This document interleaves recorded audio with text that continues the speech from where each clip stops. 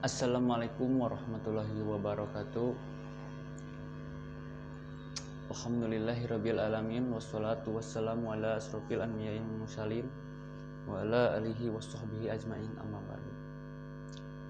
Pertama-tama mari kita panjatkan puji dan syukur kehadirat Allah Subhanahu wa taala, yang mana berkat izin beliau kita masih diberi kenikmatan, yaitu nikmat Islam dan nikmat iman. Nikmat iman dan nikmat Islam. Sholawat dan salam semoga tetap berlimpah curah kepada Nabi besar Muhammad Sallallahu Alaihi Wasallam, beserta kepada keluarga, kepada sahabat, dan kepada kita sebagai umat akhir zaman. Di sini saya akan menjelaskan tentang pengenalian untuk memenuhi UAS pengantar manajemen pada semester 1 ini. Langsung saja ke materi, itu pengendalian.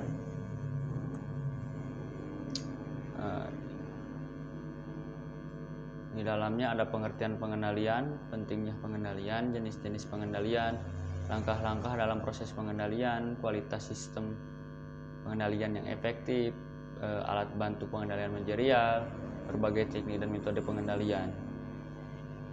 Yang pertama adalah pengertian pengendalian. Pengendalian adalah proses untuk menjamin bahwa tujuan-tujuan organisasi dan manajemen tercapai, atau proses untuk memastikan bahwa aktivitas sebenarnya sesuai dengan aktivitas yang direncanakan. Yang kedua, ada pentingnya pengendalian. Ada beberapa faktor yang membuat pengendalian semakin diperlukan oleh setiap organisasi yaitu yang pertama, perubahan lingkungan organisasi, munculnya inovasi produk, pesaing baru, bahan baku baru, peraturan pemerintah baru menuntut fungsi pengendalian yang lebih ketat. Dua, peningkatan kompleksitas organisasi. Semakin besar organisasi, semakin memerlukan pengendalian yang lebih formal dan hati-hati atau lebih efisien dan efektif. Tiga, kesalahan-kesalahan.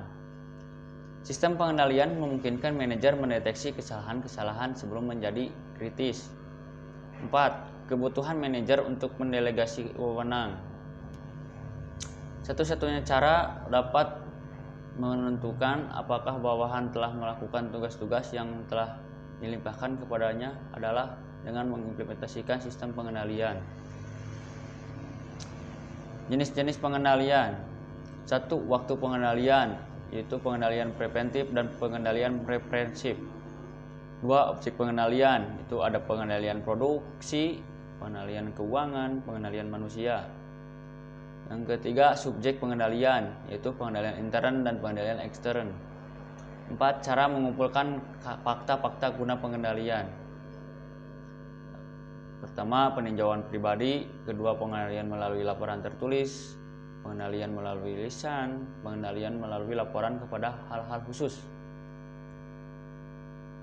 Langkah-langkah dalam proses pengendalian. Proses pengendalian adalah proses pengukuran kinerja aktual, membandingkan dengan sebuah pedoman dan menempuh tindakan koreksi bila terjadinya penyimpangan. Langkah-langkah proses pengendalian adalah: 1, menetapkan alat pengukur atau standar, yaitu standar fisik, standar moneter, dan standar waktu. 2, penentuan pengukuran pelaksanaan kegiatan. Berapa kali pelaksanaan seharusnya diukur, dalam bentuk apa pengukuran itu akan digunakan atau akan dilakukan, siapa yang akan terlibat. 3, pengukuran pelaksanaan kegiatan, itu melakukan pengamatan atau observasi. Kedua, laporan-laporan baik lisan dan tertulis. 3, metode-metode otomatis atau pengujian atau tes. 4, pembagian pelaksanaan dengan standar dan analisa penyimpangan. Mengidentifikasi penyebab terjadinya penyimpangan. 5, pengambilan tindakan koreksi. Pertama, mengubah standar. Kedua, mengubah penguluran pelaksanaan. Ketiga, mengubah cara dalam menganalisa. Kualitas sistem pengendalian yang efektif. Ciri-ciri sebuah sistem pengendalian yang efektif adalah ketepatan, tepat waktu, hemat, fleksibel, dapat dipahami, kriteria yang masuk akal, penempatan yang strategis, tekanan dan perkecualian, multi kriteria, tindakan koreksi. Terus ada alat bantu pengendalian manajerial adalah satu, manajemen by exception atau MBE. Ini adalah manajemen dengan pengecualian memungkinkan manajer untuk mengarahkan perhatiannya pada bidang-bidang pengendalian yang paling kritis dan mempersilahkan para karyawan atau tingkat manajemen rendah untuk menangani variasi-variasi rutin. Kedua, manajemen informasi sistem atau MIS memainkan peranan penting dalam pelaksanaan fungsi-fungsi manajemen, perencanaan, dan pengendalian dengan efektif. Terus ada berbagai teknik dan metode pengendalian, yaitu teknik dan metode pengendalian terdiri atas dua kelompok, yaitu satu, metode pengendalian bukan kuantitatif atau non kuantitatif.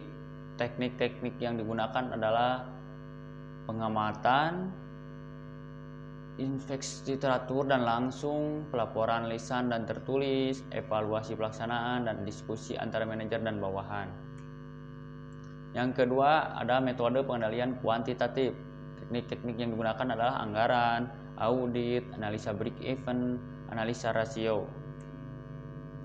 Cukup sekian materi yang bisa saya jelaskan. Mohon maaf sebesar-besarnya, masih banyak kesalahan.